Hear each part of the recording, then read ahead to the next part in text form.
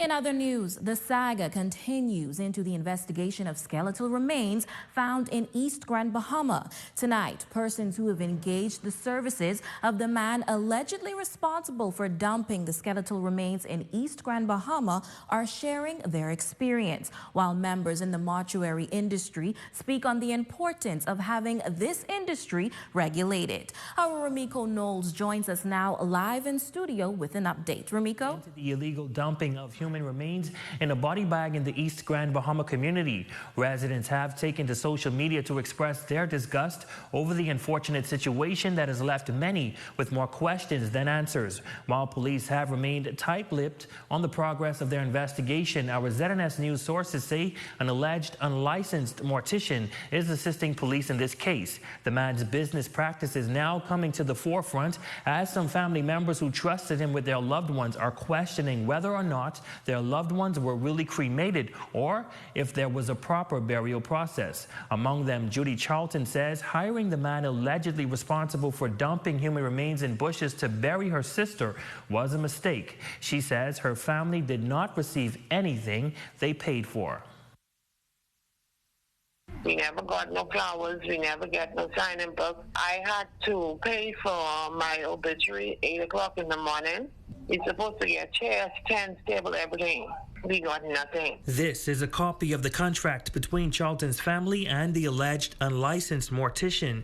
It details everything she says her sister did not receive, from the booklets down to the precise casket they paid for. And if that isn't bad enough, Charlton says her sister's body was not embalmed before burial. When we was putting on the makeup on her face, the skin was peeling off.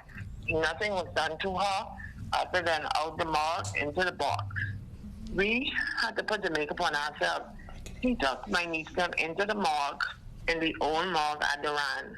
And he took them there 2 o'clock in the morning. They couldn't do it. They had to run out there because my sister was actually disfigured. In April of this year, her family filed a complaint to the Grand Bahama Health Services Administrator. It states that they hired the alleged funeral director to handle her sister's burial, but they were not aware that he did not have a physical funeral home.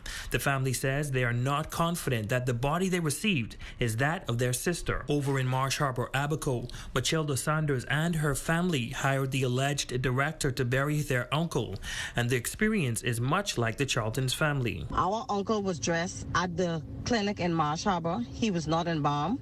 We received no vehicles for the service would be paid for. We received no floral arrangements for the coffin, no obituaries. What was most embarrassing, no vehicle to carry the deceased to and from the church to the gravesite to be buried.